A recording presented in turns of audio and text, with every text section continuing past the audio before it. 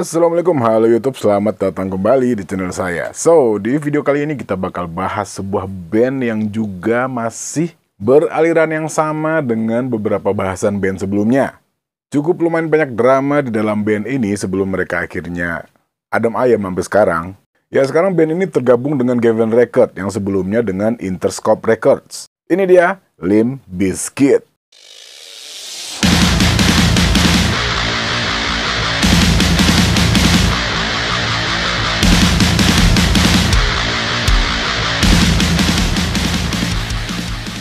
Kadang-kadang genre yang dimainkan dari band ini adalah apa yang dikenal sebagai rage rock, suatu genre musik yang dipromosikan secara khusus oleh Viacom.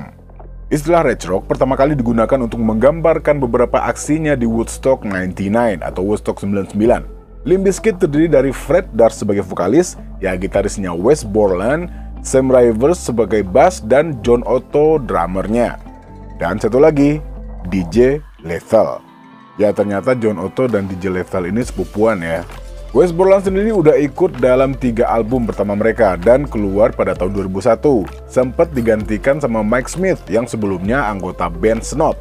Tapi kemudian pada Agustus 2004 Borland kembali lagi bergabung dengan Limp Bizkit. Walaupun Limp Bizkit telah menikmati kesuksesan besar mereka dan telah menjual jutaan kopi rekaman, namun mereka tetap mendapat kecaman-kecaman yang kritis. Dan inilah yang membuat band ini terkenal. Ia terbentuk pada tahun 1994 oleh Durst, Rivers, Borland, dan Otto. Kemudian mereka berkelana mengadakan tur di sekeliling kota kelahirannya, yaitu Jacksonville, Florida. Pada waktu itu mereka menjadi teman-teman grup musik seperti rap House of Pain. Salah satu anggotanya adalah DJ Lethal. Segera setelah House of Pain bubar, DJ Lethal bergabung dengan Limp Bizkit. Kemudian mereka dipertemukan dengan basis Korn, Reginald Arvizu atau Phil D pada tahun 1995.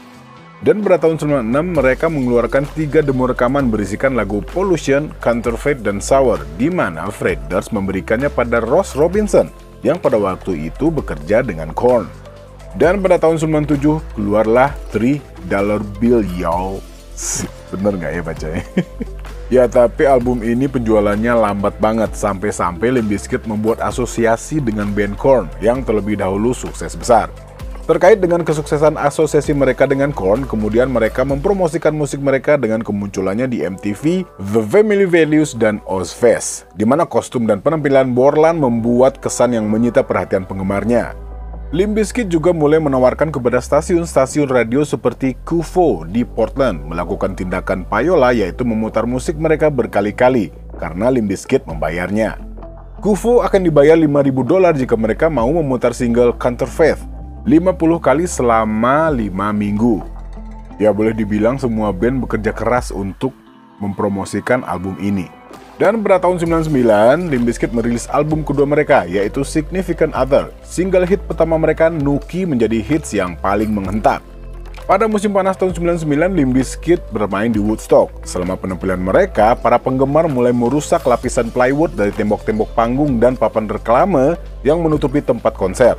Dan terus berlanjut selama penampilan mereka berlangsung. Ya, beberapa penonton konser mengaku bahwa Durst memprovokasi kekerasan. Walaupun Durst bersikeras tidak ada komentar-komentarnya yang menyebabkan kekerasan itu terjadi, isu ini kemudian digambarkan dalam video klip single mereka, Rearrange, di mana Limp Bizkit diadili dan dihukum untuk kejadian di Woodstock tersebut. Ya, dan kontroversi pun segera menyelimuti dunia musik mereka. Pada tahun yang sama, Fred Durst terlibat pertengkaran dengan Trent Reznor, ya anggota Nine Inch Nails, band Slipknot, gitaris Zakk Wylde, frontman Creed, Scott Stapp, dan rapper Eminem.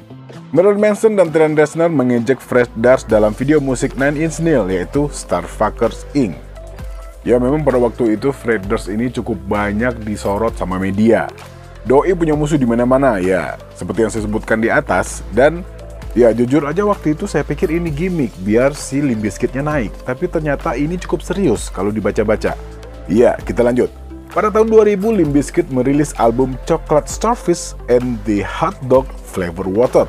2 single yaitu My Generation dan Rollin' dirilis bersamaan. Ya, jujur aja saya mulai memperhatikan Limp Bizkit ini ya di album Chocolate Starfish ini sebenarnya. Album ini terjual sebanyak 1.055.256 kopi pada minggu pertama. Suatu rekor untuk sebuah album rock dan total penjualan 6,5 juta di seluruh dunia. Ya, untuk mendukung album ini mereka mengadakan tour yang disebut Back to Basic. Tour ini dimaksudkan untuk membawa nama band lebih dekat dengan penggemarnya, di mana hanya bangku besi tinggi di dekat panggung yang memisahkan mereka dengan penggemar. Lebih lanjut, tour disponsori oleh Napster dan penggemar mendapat tiket masuk gratis. Tapi ternyata Limp Bizkit kembali terperosok dalam kontroversi selama mengadakan tour di Australia di festival rock Big Day Out. Pada waktu konser mereka di Sydney, seorang remaja yang bernama Jessica Michalak menderita serangan jantung ketika penggemar berdesakan di depan panggung. Ya, dan berhembus lagi kabar kalau Fred Durst menghasut kekacauan itu. Ya, atau dia gagal untuk menenangkan para penggemarnya. Dan juga ada sekitar 30 orang lainnya yang menderita cedera ringan yang ada di tenda petugas medis pada waktu festival tersebut. Ya, karena kekacauan-kekacauan tersebutlah Wes Borland akhirnya memilih untuk mundur dari Limp Bizkit pada waktu itu. Ya, Doi juga nggak mau terlibat kekacauan dengan orang dan atau meremehkan Trent Reznor. Ya, orang yang selama ini Borland hormati. Dan pada musim panas 2001, Borland meninggalkan Limp Bizkit. Dia mengatakan kepada MTV News dalam sebuah wawancara bahwa Limp Bizkit adalah band yang telah terjual dan Durst telah menjadi seseorang yang egois. Kepergian Borland merupakan pukulan berat bagi Limp Bizkit karena dia telah dianggap seseorang yang sangat vital yang menciptakan kekuatan dalam band karena wawasannya yang cukup luas. Ya, karena ditinggal sama Wes Borland, Limp Bizkit pun harus mencari gitaris baru. Mereka mengadakan audisi untuk merekrut gitaris baru. Audisi ini disebut Put Your Guitar Where Your Mouth Is. Ya, setelah keluarnya Wes Borland, ada beberapa kemungkinan, diantaranya Welsh atau Head dari Korn dan Mike Smith dari Snot. Dan ternyata Mike Smith lah yang dipilih oleh Fred Durst sebagai penggantinya Wes Borland. Dan setelah kepergian Wes Borland, lahirlah Result May Vary, dirilis pada tahun 2003. Walaupun album ini tidak menuai sukses seperti album sebelumnya, ia menerima sertifikat platinum di Amerika Serikat setelah selama 14 minggu bertahan di tangga lagu.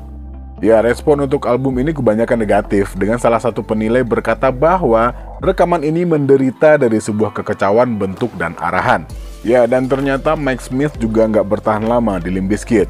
Selama bulan Juli 2004, banyak rumor yang mengatakan kalau gitaris Mike Smith telah keluar dari band dan Wes Borland telah bermain kembali dengan mereka.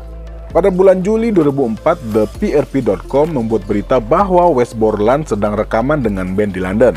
Ya, tapi walau bagaimanapun ini hanya rumor. Tidak ada pernyataan resmi yang dikeluarkan.